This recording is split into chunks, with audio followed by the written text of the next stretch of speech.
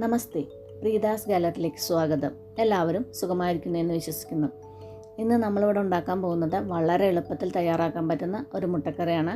മുട്ട പുഴുങ്ങിയെടുത്തിട്ടെന്നല്ല ഈ കറി ഉണ്ടാക്കുന്നത്. അപ്പോൾ ആ പുഴുങ്ങിയെടുക്കുന്ന ടൈമും കൂടി ഈ കറി ഉണ്ടാക്കാൻ ആവശ്യമില്ല. അത്രയും പെട്ടെന്ന് ഈ കറി നമുക്ക് റെഡിയാക്കി എടുക്കാം. ഇത് ചപ്പാത്തിയുടെയും പൊറോട്ടയുടെയും എല്ലാറ്റിൻ്റെയും കൂടെ പോകുന്ന ഒരു അടിപൊളി കറിയാണ്. അപ്പോൾ വീഡിയോ എല്ലാവരും സ്കിപ്പ് ചെയ്യാതെ മുഴുവനായിട്ട് കാണുമെന്ന് വിചാരിക്കുന്നു. സബ്സ്ക്രൈബ് ചെയ്യാതെയാണ് ആരെങ്കിലും കാണുന്നതെങ്കിൽ ഒന്ന് സബ്സ്ക്രൈബ് ചെയ്യാനും ആ ബെല്ലൈക്കൺ ഒന്ന് പ്രസ് ചെയ്യാനും മറക്കരുതേ. എന്നാൽ നമുക്ക് ഈ മുട്ടക്കറി എങ്ങനെ ഉണ്ടാക്കുന്നതെന്ന് നോക്കാം. മുട്ടക്കറി ഉണ്ടാക്കാൻ വേണ്ടിയിട്ട് ഇവിടെ ഒരു 3 മീഡിയം സൈസിലുള്ള സവാള നല്ല പൊടിയായിട്ട് അരിഞ്ഞു വെച്ചിട്ടുണ്ട്. ഇതുപോലെ നല്ല പൊടിയായിട്ടൊന്ന് അരിഞ്ഞു വയ്ക്കുക. ഇനി നമുക്ക് ഈ സവാള ഇവിടുന്ന് മാറ്റി വയ്ക്കാം. പിന്നെ വേറൊരു ബൗളിൽ ഒരു മീഡിയം സൈസിലുള്ള 2 തക്കാളിയും മിക്സിയിൽ ചെറുതായിട്ട് ഞാനൊന്ന് ക്രഷ് ചെയ്തെടുത്തിട്ടുണ്ട്. മിക്സിയിൽ നിങ്ങൾ ചെറുതായിട്ടൊന്ന് ക്രഷ് ചെയ്തെടുക്കുക. ഇനിയിപ്പോൾ കുറച്ച് കൂടുതൽ അരിഞ്ഞാലും കുഴപ്പമൊന്നുമില്ല, അല്ലെങ്കിൽ ഒരു ചോപ്പറിൽ നന്നായിട്ടൊന്ന് ചോപ്പ് ചെയ്തെടുത്താലും മതി. ഇനി വേറൊരു വലിയ ബൗൾ എടുത്തിട്ട് അതിലേക്കൊരു 3 മുട്ട പൊട്ടിച്ചൊഴിക്കുക. നമ്മളത് ഓംലെറ്റ് ഉണ്ടാക്കിയിട്ടാണ് ഈ മുട്ടക്കറി ഉണ്ടാക്കാൻ പോണത്. അപ്പോൾ 3 മുട്ട വെച്ചിട്ടാണ് നമ്മൾ ഈ ഓംലെറ്റ് തയ്യാറാക്കാൻ വേണ്ടിയിട്ട് 3 മുട്ടയാണ് എടുക്കുന്നത്. അപ്പോൾ അതിലേക്കൊരു 3 മുട്ട പൊട്ടിച്ചൊഴിക്കുക. ഇനി ഇതിലേക്ക് നമ്മൾ നേരത്തെ അവിടെ കട്ട് ചെയ്ത് വെച്ച സവാള ഉണ്ടല്ലോ, ആ സവാളയിൽ നിന്നൊരു 3-4 ടേബിൾ സ്പൂൺ സവാള ഇതിലേക്ക് ഇട്ട് കൊടുക്കുക. ഒരു 4 ടേബിൾ സ്പൂണൊക്കെ ഇട്ട് കൊടുത്താൽ മതി. അപ്പോൾ ഒരു ചെറിയ സവാള പൊടിയായിട്ട് അരിഞ്ഞ് കഴിഞ്ഞാൽ എത്ര ഉണ്ടാവും അത്രയൊക്കെ തന്നെ ഉണ്ടാവുള്ളൂ ഒരു 4 ടേബിൾ സ്പൂൺ സവാള എന്ന് പറയുമ്പോൾ. ഇനി ഇതിലേക്കൊരു പച്ചമുളക് കട്ട് ചെയ്തതും ഇതിലേക്ക് ഇട്ട് കൊടുക്കാം. മുളക് നിങ്ങൾക്ക് വേണമെന്നുണ്ടെങ്കിൽ കൂടുതൽ ചേർക്കാം. പിന്നെ ഇതിലേക്കൊരു 1/4 ടീസ്പൂൺ മഞ്ഞൾപ്പൊടിയും 1/2 ടീസ്പൂൺ മുളക് പൊടിയും പിന്നെ ഈ ഓംലെറ്റിലേക്ക് ആവശ്യത്തിനുള്ള ഉപ്പ് കൂടി ഇട്ടിട്ട് നല്ലതായിട്ടൊന്ന് മിക്സ് ചെയ്തെടുക്കുക. മിക്സ് ചെയ്താൽ പോരാ, നന്നായിട്ട് ബീറ്റ് ചെയ്തെടുക്കണം. അപ്പം മുട്ടയൊക്കെ നന്നായിട്ട് പതഞ്ഞ് പൊങ്ങി വരണം. അപ്പോൾ നന്നായിട്ടൊന്ന് ബീറ്റ് ചെയ്തെടുക്കുക. അതിന് വേണ്ടിയിട്ടാണ് ഒരു വലിയ ബൗൾ എടുത്തത്. ചെറിയ ബൗളാകുമ്പോൾ നമുക്ക് നന്നായിട്ട് ബീറ്റ് ചെയ്യാൻ കഴിയില്ല. അപ്പോൾ ഇതുപോലെ നല്ല വലിയ ബൗൾ എടുത്തിട്ട് നന്നായിട്ടൊന്ന് ബീറ്റ് ചെയ്തെടുക്കുക. ഇനി നമുക്ക് ഓംലെറ്റ് ഉണ്ടാക്കാം. അതിന് വേണ്ടിയിട്ട് ഒരു പാൻ വെച്ചിട്ട് അതിലേക്ക് കുറച്ച് എണ്ണ തൂവി കൊടുക്കുക. എണ്ണ കൂടുതലാവണ്ട. എണ്ണ കൂടുതലായി കഴിഞ്ഞാൽ നമ്മുടെ ഓംലെറ്റ് നന്നായിട്ട് പരന്ന് കിട്ടില്ല. ഇപ്പോൾ പാനൊക്കെ ഒന്ന് ചൂടായി വന്നിട്ടുണ്ട്. ഈ ചൂടായ പാനിലേക്ക് നമ്മൾ മുട്ട മിക്സ് ചെയ്ത് വെച്ചിട്ടില്ലേ, അതിന്ന് കുറച്ച് ഒഴിച്ച് കൊടുക്കുക. കൂടുതലായിട്ട് ഒഴിച്ച് കൊടുക്കണ്ട. നല്ല നൈസായിട്ട് നമ്മൾക്കിത് ഓംലെറ്റ് ഉണ്ടാക്കിയെടുക്കണം. കനത്തിലായി കഴിഞ്ഞാൽ നമ്മുടെ ഇത് ഓംലെറ്റ് മടക്കി എടുക്കാനും എല്ലാറ്റിനും ബുദ്ധിമുട്ടാണ്. അപ്പോൾ പൊട്ടി പോവുള്ളൂ. അപ്പോൾ നല്ല നൈസായിട്ട് ഓംലെറ്റ് നന്നായിട്ടൊന്ന് ചുറ്റിച്ചു കൊടുത്തിട്ടൊന്ന് പരത്തിയെടുക്കുക. അതുകൊണ്ടാണ് അതിലധികം ഉള്ളിയൊന്നും ചേർക്കേണ്ടെന്ന് പറഞ്ഞത്. നല്ല തിക്കായി കഴിഞ്ഞാൽ ഇത് മടക്കി എടുക്കാനൊക്കെ നല്ല ബുദ്ധിമുട്ടാണ്. ഇനി വേണമെങ്കിൽ ഇത് അടച്ചു വെച്ചിട്ട് ലോ ഫ്ലെയിമിൽ ഒന്ന് ചെറുതായിട്ടൊന്ന് കുക്ക് ചെയ്തെടുക്കാം. ഇനിയിപ്പോൾ അടച്ചു വെച്ചില്ലെങ്കിൽ ലോ ഫ്ലെയിമിലാവുമ്പോൾ ഇത് കുക്കായി കിട്ടും. ഇപ്പോൾ ഓംലെറ്റ് നന്നായിട്ട് കുക്കായിട്ടുണ്ട്. ഇനി ഇത് ഇതുപോലെ ഒന്ന് മടക്കി കൊടുക്കുക. ഇപ്പം നമ്മുടെ ഓംലെറ്റ് നല്ല തിക്കാണെങ്കിൽ ഇതുപോലെ മടക്കുമ്പോൾ ഇത് പൊട്ടിപ്പോവാൻ നല്ല സാധ്യത ഉണ്ട്. അതുകൊണ്ടാണ് കുറച്ച് ഉള്ളി ചേർത്താൽ മതി എന്ന് പറഞ്ഞത്. കൂടുതൽ ഉള്ളി ആയി കഴിഞ്ഞാൽ അത് തിക്കാവില്ലേ. പിന്നെ മുട്ടയുടെ ബാറ്ററും അതേ കൂടുതൽ ഇതിൽ ഒഴിച്ചു കൊടുക്കരുത്. മുട്ടയും കുറച്ച് ഒഴിച്ചെടുത്തിട്ട് നല്ല നൈസായിട്ടൊന്ന് പരത്തിയെടുക്കുക. അതിനുശേഷം അത് ഇതുപോലെ ഒന്ന് ചെറുതാക്കി മടക്കിയിട്ടൊന്ന് എടുക്കുക.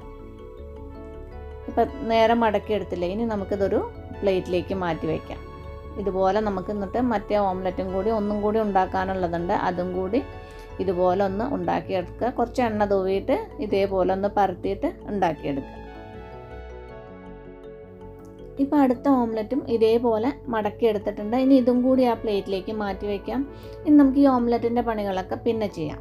ആദ്യം നമുക്ക് ഈ ഇതിലേക്കുള്ള ഗ്രേവി തയ്യാറാക്കാം. അതിന് വേണ്ടിയിട്ട് ഒരു പാൻ വെച്ചിട്ട് അതിലേക്ക് കുറച്ച് വെളിച്ചെണ്ണ ഒഴിച്ചു കൊടുക്കുക. നമ്മൾ ആ സെയിം ഓംലെറ്റ് ഉണ്ടാക്കിയ സെയിം പാൻ തന്നെ മതി, വേറെ പാനിൻ്റെ ഒന്നും ആവശ്യമില്ല. ഒരു 3 ടേബിൾ സ്പൂണോളം വെളിച്ചെണ്ണ ഒഴിച്ചു കൊടുക്കുക. വെളിച്ചെണ്ണ ആകുമ്പോൾ കറിക്ക് കൂടുതൽ ടേസ്റ്റ് ഉണ്ടാവും. ഇനിയിപ്പോൾ സൺഫ്ലവർ ഓയിൽ ആയാലും കുഴപ്പമൊന്നുമില്ല. ഇപ്പോൾ എണ്ണയൊക്കെ ഒന്ന് ചൂടായി വന്നിട്ടുണ്ട്. ഇനി ചൂടായ എണ്ണയിലേക്ക് ഒരു വലിയ 2 കഷ്ണം പട്ടയും 2 ഏലക്കയും 2 ഗ്രാമ്പും ഇട്ട് കൊടുക്കുക. ഇത് 3 ഇട്ടിട്ട് ഇത് ചെറുതായിട്ടൊന്ന് വഴറ്റുക. ചെറുതായിട്ടൊന്ന് ചൂടായാൽ മതി. ഇനി ഇതിലേക്ക് നമ്മൾ നേരത്തെ ഇവിടെ പൊടിയായി ഇരിഞ്ഞു വെച്ച സവാള ഉണ്ടല്ലോ, ആ സവാള ഇതിലേക്ക് മുഴുവനായിട്ട് ഇട്ട് കൊടുക്കുക. സവാള വേഗം വഴന്ന് വരാൻ വേണ്ടിയിട്ട് നമുക്കിതിലേക്ക് കുറച്ച് ഉപ്പ് കൂടി ഇട്ട് കൊടുക്കാം. ഉപ്പിട്ടിട്ട് ഇത് നന്നായിട്ടൊന്ന് വഴറ്റിയെടുക്കുക. നന്നായിട്ട് വഴന്ന് കിട്ടണം. സോഫ്റ്റ് ആയാലൊന്നും പോരാ, നന്നായിട്ട് സവാള വഴന്ന് കിട്ടണം. ഒരു ലൈറ്റ് ബ്രൗൺ കളറൊക്കെ ആവണം, അതുവരെ വഴങ്ങണം. അപ്പോൾ സ്റ്റവിൻ്റെ ഫ്ലെയിം നല്ല ഹൈ ഫ്ലെയിമിൽ വെച്ചിട്ട് വഴറ്റിക്കോളൂ. നോൺ സ്റ്റിക്കിൻ്റെ പാത്രവും അത്യാവശ്യം എണ്ണയൊക്കെ ഉണ്ട്, അതുകൊണ്ട് ഇത് കരിഞ്ഞു പോകുന്നില്ല. ഇനി പാത്രം നോൺ സ്റ്റിക്ക് അല്ലെങ്കിൽ അപ്പോൾ നിങ്ങളുടെ ഫ്ലെയിം നോക്കിയിട്ടൊന്ന് വഴറ്റിയെടുത്താൽ മതി. ഇപ്പോൾ സവാളയുടെ കളറൊക്കെ ഒന്ന് മാറി വന്നിട്ടുണ്ട്. ഇനി ഇതിലേക്കൊരു 1 ടീസ്പൂൺ ഇഞ്ചിയും വെളുത്തുള്ളി പേസ്റ്റ് ഇട്ട് കൊടുക്കുക. ഈ ഇഞ്ചിയും വെളുത്തുള്ളി പേസ്റ്റ് ഇട്ടിട്ട് ഇത് ചെറുതായിട്ടൊന്ന് വഴറ്റിയെടുക്കുക. കൂടുതലായിട്ട് വഴലേണ്ട ആവശ്യമൊന്നുമില്ല, ചെറുതായിട്ടൊന്ന് വഴന്ന് കിട്ടിയാൽ മതി. ഇപ്പോൾ ഇഞ്ചിയും വെളുത്തുള്ളിയും പേസ്റ്റും ചെറുതായിട്ട് വഴന്നിട്ടുണ്ട്. ഇനി നമുക്കിതിലേക്ക് മസാലകൾ ആഡ് ചെയ്യാം. ഒരു 2.5 ടീസ്പൂൺ കാശ്മീരി ചില്ലി പൗഡർ ഇട്ട് കൊടുക്കുക. ഇത് കാശ്മീരി ചില്ലി പൗഡർ ആവുകൊണ്ടാണ് 2.5 ടീസ്പൂൺ ഇട്ടിട്ടുള്ളത്. നിങ്ങൾ എരിവുള്ള മുളക് പൊടിയാണൊക്കെ ചേർക്കണമെങ്കിൽ ഒരു 1 to 1.5 ടീസ്പൂണൊക്കെ ഇട്ട് കൊടുത്താൽ മതി. 1/2 ടീസ്പൂൺ പെരിഞ്ജീരകപ്പൊടി, 1/4 ടീസ്പൂൺ ഗരം മസാലപ്പൊടി, 1/4 ടീസ്പൂൺ മഞ്ഞൾപ്പൊടി ഇട്ടിട്ട് ഇത് നന്നായിട്ടൊന്ന് വഴറ്റിയെടുക്കുക. മസാലയുടെ റോസ്മെല്ലൊക്കെ ഒന്ന് മാറുന്നത് വരെ ഒന്ന് വഴറ്റിയെടുക്കുക. ഇനിയിപ്പോൾ നിങ്ങളുടെ കയ്യിൽ കറിവേപ്പില ഉണ്ടെങ്കിൽ ആ കറിവേപ്പിലയും കൂടി ഇതിലേക്ക് കുറച്ച് ചേർത്ത് കൊടുത്തോളൂ. ഞാനിത് പെട്ടെന്നുണ്ടാക്കിയ കറി ആവുകൊണ്ട് എൻ്റെ കയ്യിൽ കറിവേപ്പില ഉണ്ടായിരുന്നില്ല, അതുകൊണ്ട് ഞാൻ കറിവേപ്പില ചേർത്തിട്ടില്ല. ഇപ്പം മസാലയൊക്കെ നന്നായിട്ട് മൂത്ത് വന്നിട്ടുണ്ട്, അതിൻ്റെ റോസ്മെല്ലൊക്കെ ഒന്ന് മാറിയിട്ടുണ്ട്. ഇനി ഇതിലേക്ക് നമ്മൾ നേരത്തെ അവിടെ ക്രഷ് ചെയ്ത് വെച്ച ടൊമാറ്റോ ഉണ്ടല്ലോ, അത് ഇതിലേക്ക് ഇട്ട് കൊടുക്കുക. ടൊമാറ്റോ ഇട്ടതിന് ശേഷം ഇത് നന്നായിട്ടൊന്ന് വഴറ്റിയെടുക്കുക. കണ്ടില്ലേ, ഇതുപോലെ ചെറുതായിട്ടൊന്ന് ക്രഷ് ചെയ്തെടുത്താൽ മതി. ക്രഷ് ചെയ്തെടുക്കുമ്പോൾ നമുക്കിത് വഴറ്റിയെടുക്കാൻ നല്ല സൗകര്യമാണ്. അപ്പോൾ ഇതുപോലെ ഒന്ന് ചെറുതായിട്ട് ക്രഷ് ചെയ്തെടുത്തിട്ട് വഴറ്റിയെടുക്കുക. ഇനി സ്റ്റവിൻ്റെ ഫ്ലെയിമൊക്കെ ഒന്ന് ചെറുതായിട്ടൊന്ന് കൂട്ടി കൊടുക്കുക. ഒരു മീഡിയം ഫ്ലെയിമിലിട്ടിട്ടൊക്കെ വഴറ്റിയെടുക്കാം.